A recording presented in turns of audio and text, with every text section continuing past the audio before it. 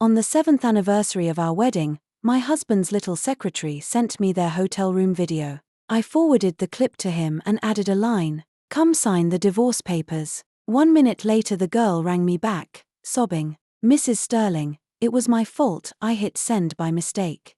Please don't take it out on Rowan. I swear I'll never come between you two."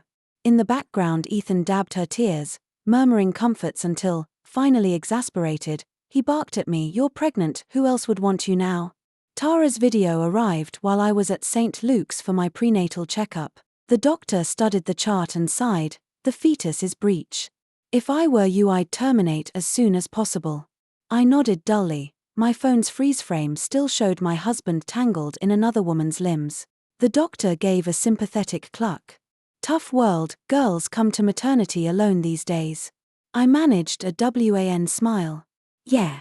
He knew I was pregnant, yet Ethan was in bed with someone else. Confronted with the insult, I had to swallow it and swallow his groundless accusations as well. I asked wearily, "Can I have the procedure today?"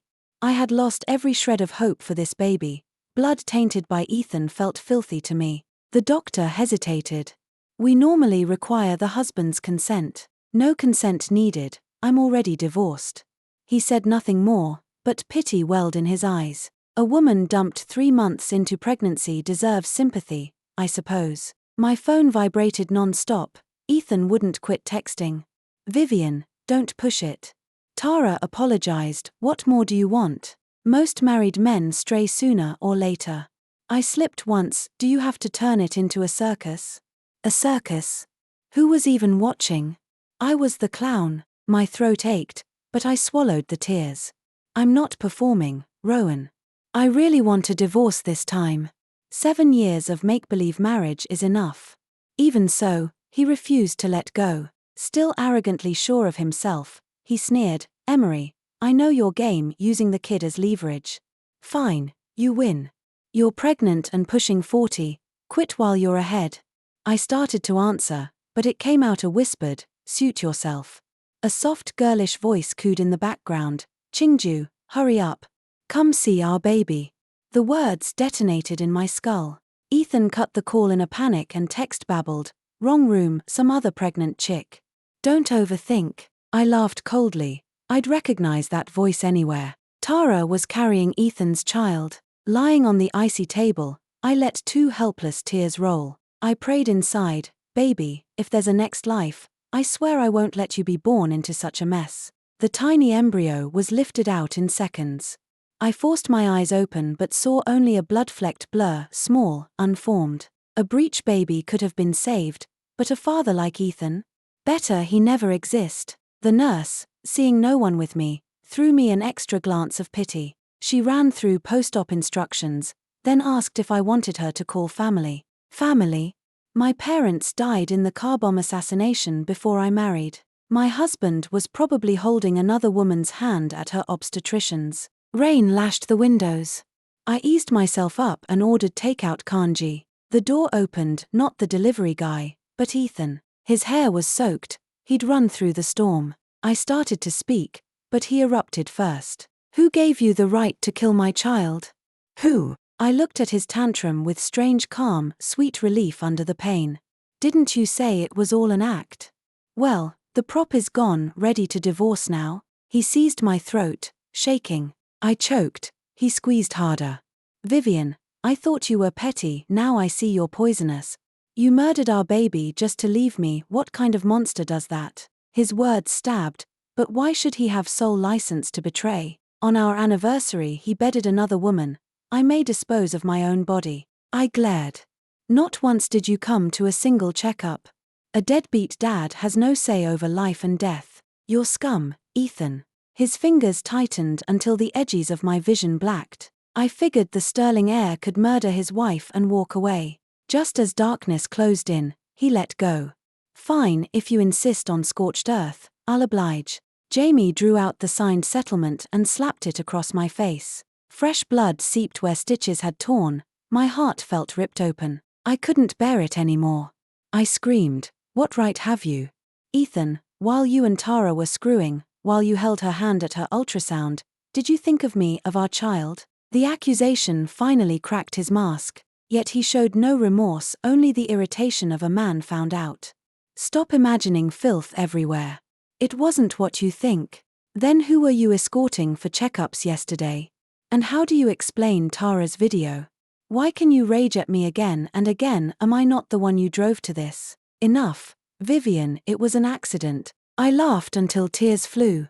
So all your cold cruelty was just one long accident too. The shouting drew nurses, doctors, gaping patients. My attending physician shooed the crowd and frowned at Ethan. Sir, the patient needs rest. Leave now. He helped me sit, saw the bruised choke marks on my neck, and yanked back the sheet, crimson pooled beneath me. Ethan paled and lunged forward. Why so much blood? What kind of hospital are you running? The doctor showed him no courtesy at all. Sir, do you have any idea that a patient who just came out of surgery needs absolute rest? You deliberately provoked her. The incision was freshly sutured and it split open again. The risk of infection is enormous. Can you take responsibility for that? He turned to the nurse beside him. Get the antiseptic ready. Miss Vance needs redressing, now. Ethan lost his voice. His mouth opened, but no word came out. He could only stand in silence. I clutched the divorce papers, so weak I could barely speak. Since the signatures are already on the page, let's pick a day and go to City Hall for the final decree. I didn't need his pity, it only made me sick. Vivian, can you stop throwing the word divorce at me every 10 seconds? Seeing another fight coming, the doctor barked, if you're not here to care for the patient, then get out. Ethan shut up at once. I sneered. Still pretending to be the devoted husband. Jamie started to retort when his phone rang. He looked torn, unsure whether to answer. I kept staring until he finally forced out, Emery, Tara, some urgent company thing. Urgent enough to roll straight into bed? I teased, half smiling. Ethan flushed. The doctor shot him a withering glare. He clenched his jaw and killed the call. As expected, Tara's messages flooded in seconds later. Head bowed, Ethan skimmed them, his face turning paler by the line. At last he looked up. Vivian, Tara's not feeling well. I have to check on her. I actually laughed. Going into labor? You that eager, Ethan? Emery, this is life or death. Can you quit nitpicking? Life or death? A minute ago it was not feeling well. Can't she breathe without you? Planning to marry her the instant we're divorced? Vivian, my patience has limits. The pain had numbed me. All I felt now was disappointment and ridicule. Ethan, here's your final chance. If you walk out that door, we're strangers for life. Jamie didn't look back. Not even once. Clearly I, along with our child, weighed less than one of Tara's split ends. The doctor saw my blank stare and opened his mouth to comfort me, but no words came. Outside the door, 2 nurses whispered. I thought husbands who ditch wives and kids only existed in novels. Real life's juicier, right? He'd die for the other woman, can't divorce fast enough. Poor thing, so pretty yet stuck with such a scumbag. Poor thing. I agreed. Maybe Ethan and I were never in love. We simply chose each other that night at the matchmaking banquet, 2 families, 2 duties, a silent pact. I thought I could live a quiet life. I was wrong. Marriage is love's grave. A loveless marriage is the rubble on top. I never cared about his old white moonlight. What stabbed me was the woman he hired to mimic her, Tara. From the day that little secretary appeared, alarm bells rang. My hunch proved dead on. Jamie treated Tara differently. The moment she stepped into Sterling Corp, she became his favorite. Interview, written test, top scores, instant hire. Yet plenty of candidates that round were stronger. Later I learned, every shortcut bore Ethan's signature. I'd brushed it off. I didn't love him anyway. If he wanted a stand-in to moon over, fine. But Tara didn't know her place. She popped up everywhere, mailing me clues. Ethan's silk tie, his tailored blazer, his Rolex. Then, on our anniversary, she sent their sex tape. I was at my limit. Even if I felt no love, I deserved fidelity. Ethan couldn't give me that. I blacklisted every contact and rang my attorney. What's the fastest way out? Carter paused. If he stalls and you have clear proof he cheated while married, We can file a fault divorce, but it still takes time. I stared at the ceiling, empty. I remembered him grinning on our wedding day. You're mine now. Don't even think of leaving. All lies. Fine. File it. Carter explained. With a fault petition, you only need 1 year of separation. The court will force him through. Perfect. The engagement ring he'd slipped on my finger that day still sparkled. Blinding. Time to toss it. You're leaving the country? Carter settled into the chair beside my bed, worry etched on his face. You're wrecked. Think about your body first. Ethan's right about one thing, you always indulge your temper. Looking at his furrowed brow, I almost laughed, the kid younger than me acting like a grandpa. So I'm old goods now? I wouldn't dare.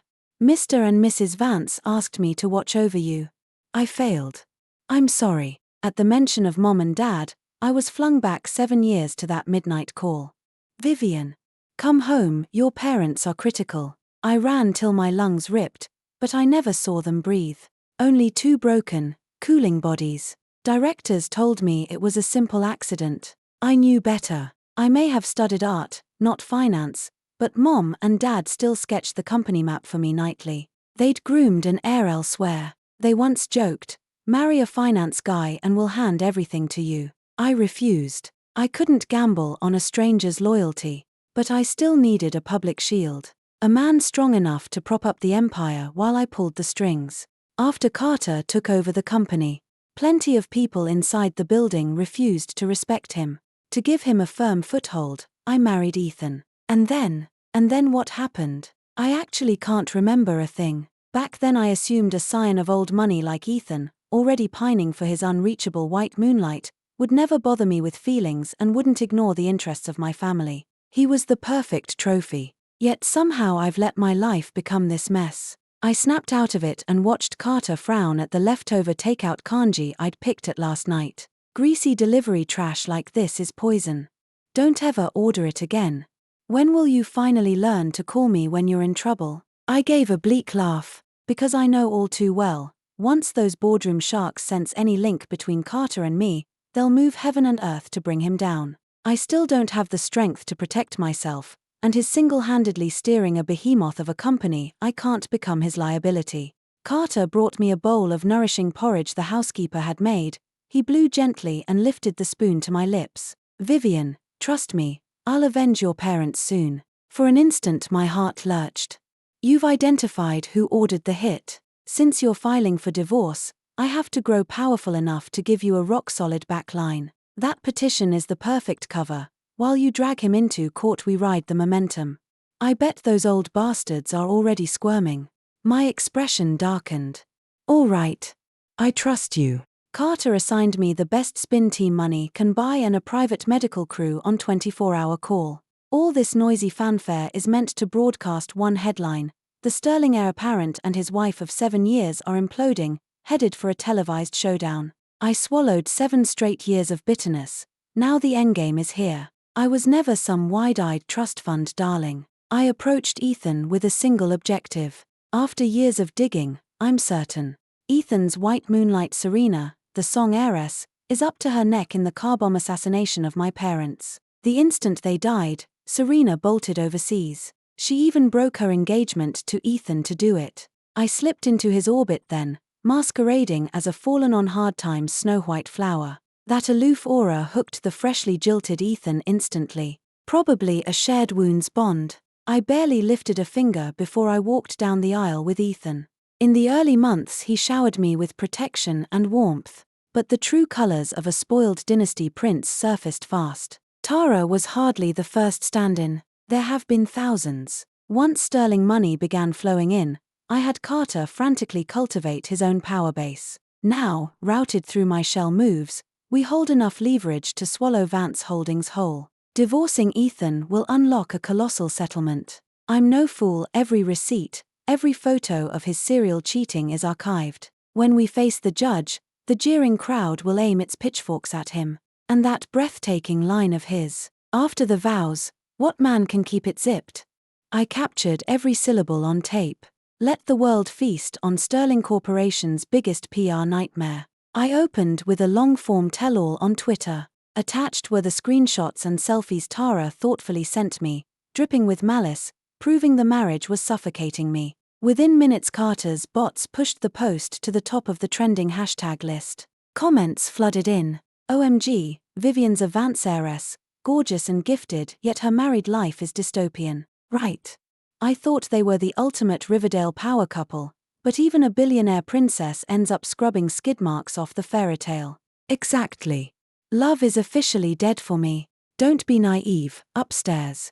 These dynastic mergers are transactional, the contract's torn so the claws are out. Cosign, but she's still tragic orphaned right before the wedding, finally lands a safe harbor, and hubby's side chicks wave their sex tapes in her face. You'd fight back too. Facts. Girls support girls, Team Vivian all the way, cheating moguls can rot. +1. +1 net sentiment is overwhelmingly on my side. I stare at the monitor as Sterling Corp stock shares go into free fall. A satisfied smile curves my mouth. Ethan, this is the price you pay for fabricating testimony for the Song family that night. Serena skipped the country, locating her is impossible for now. So I married the man who knew her best before she fled. Quietly, I'm expanding Vance Holdings offshore, plus the shares already in my fist. Combined, Carter and I control 51% absolute command of the group.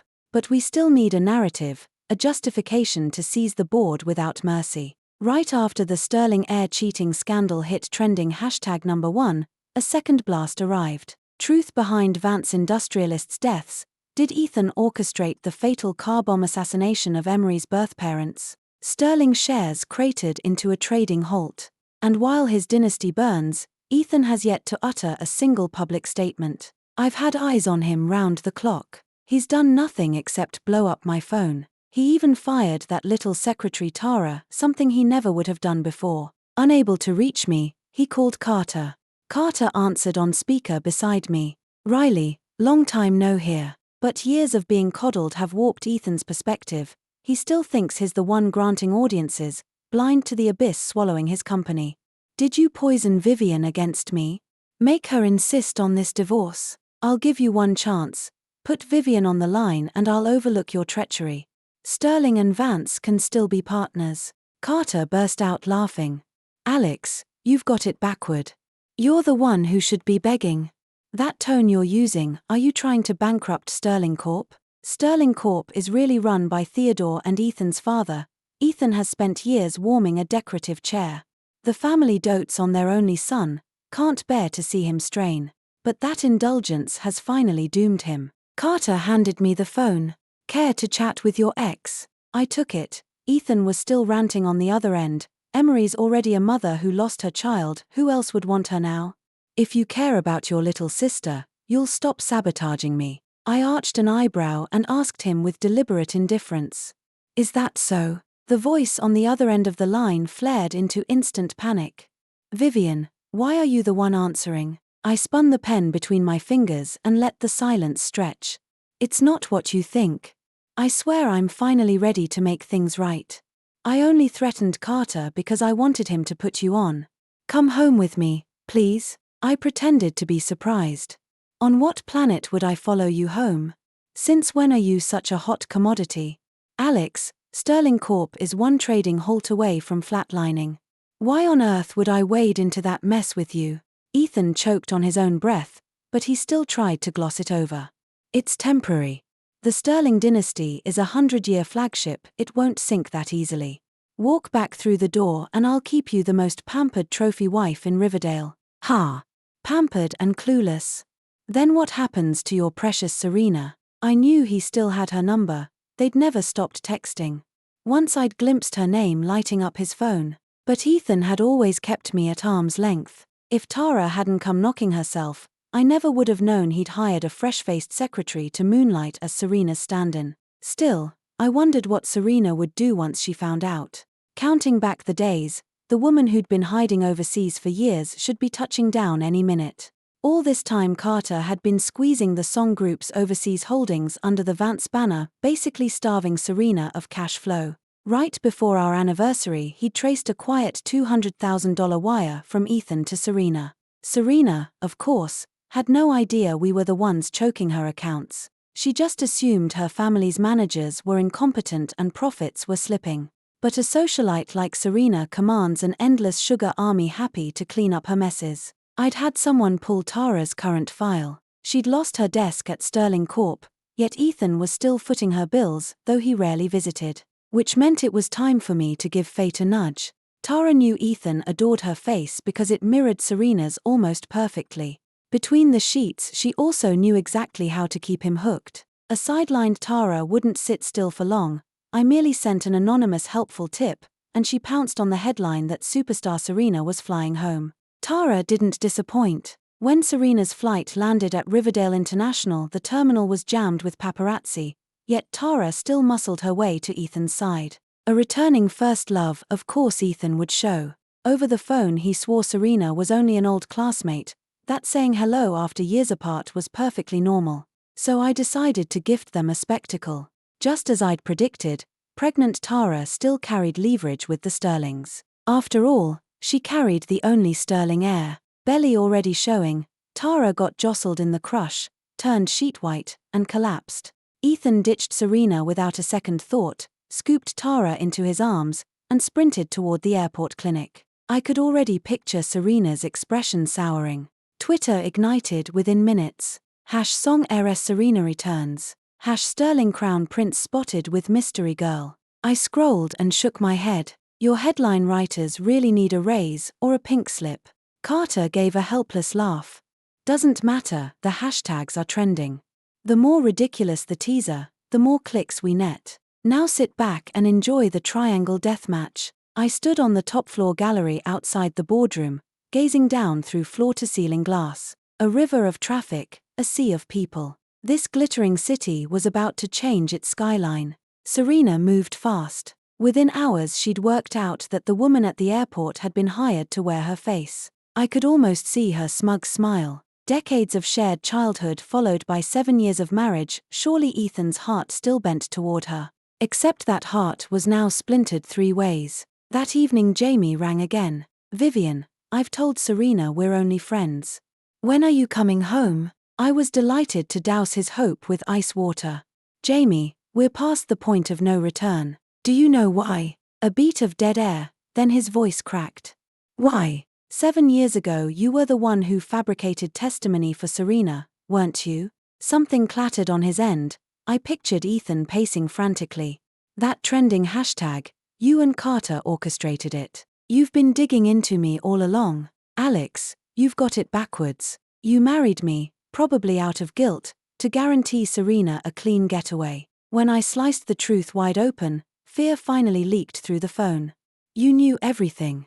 Vivian, why did you marry me in the first place? We were using each other from day one. Did you forget the prenup script we both read?" My tone stayed breezy, almost bored.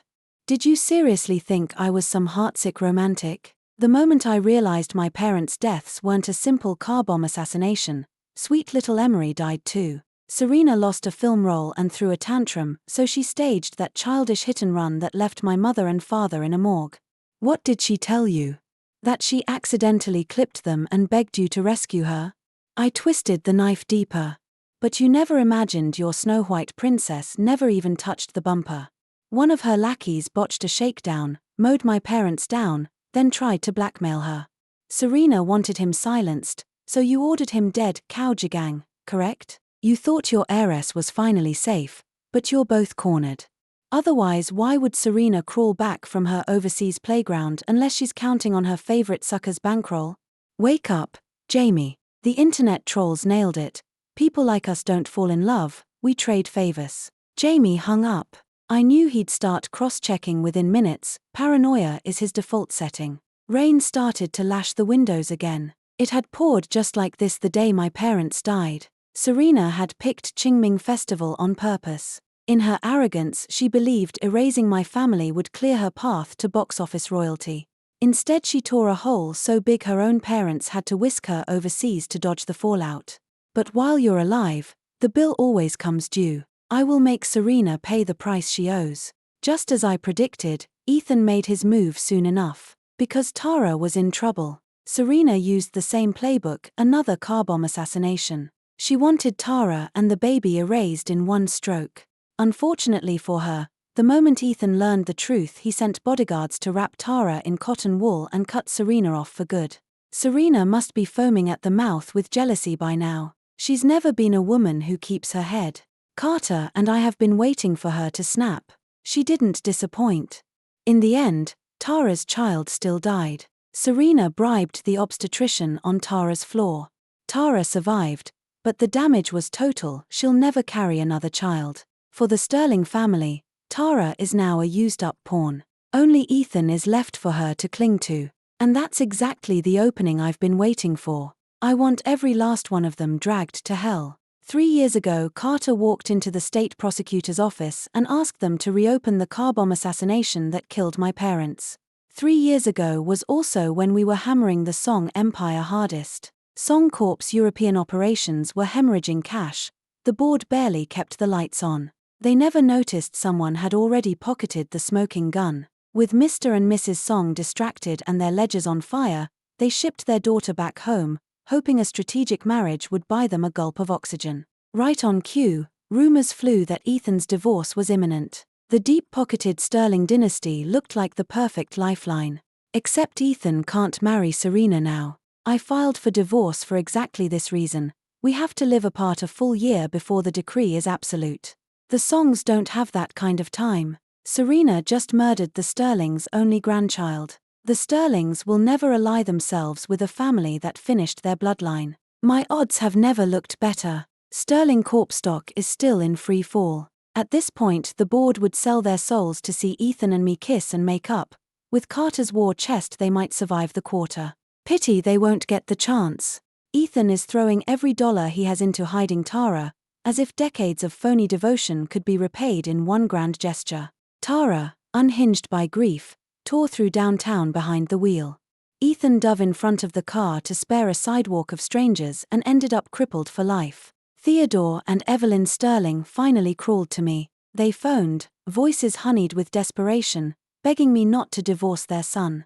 They must realize how obscene the plea sounds. Every tabloid in Riverdale is running side-by-side photos of Ethan and his other woman. Dear uncle, dear aunt, I answered, if you'd raised your boy to tell right from wrong, you wouldn't be harvesting the consequences right now. I don't believe for a second that they were ignorant of Ethan's crimes. They fought our marriage from day one. An orphaned heiress is an empty title, no leverage to offer the Sterling balance sheet. But Ethan was the pampered crown prince, allergic to responsibility, and I posed no threat. They ignored me, belittled me, never suspecting the perfect camouflage they'd handed me. Now it's my turn to grind their faces into the pavement. The shareholder register of Vance Holdings is about to be rewritten. Carter and I will soon control the majority of stock shares. The car bomb 7 years ago wasn't Serena's solo performance. How many board members whispered amen over my parents' coffins? Zhao, Chen, Sun, Li, Ju, Wu, Zheng, Wang, every last one of them is getting purged. On the morning the new CEO of Vance Holdings takes the podium, we host a press conference. We invite the state prosecutor. Live on every screen, we unveil the truth about the night my parents burned. Ethan, Serena, and their co-conspirators are cuffed before dessert. I ask for nothing, only Serena's death penalty. Hiring assassins to erase 2 lives deserves the harshest sentence the law can pronounce. The Song dynasty could bankrupt itself on lawyers and still not buy 5 minutes with me or with Serena. Carter and I had already carved their empire into pieces. Now, with their final breath, they can't even save their princess from the gurney. They have thousands of employees who still need paychecks. They can't torch the whole company for one wayward daughter. Cold, ruthless old money arithmetic, so the Songs cut Serena loose.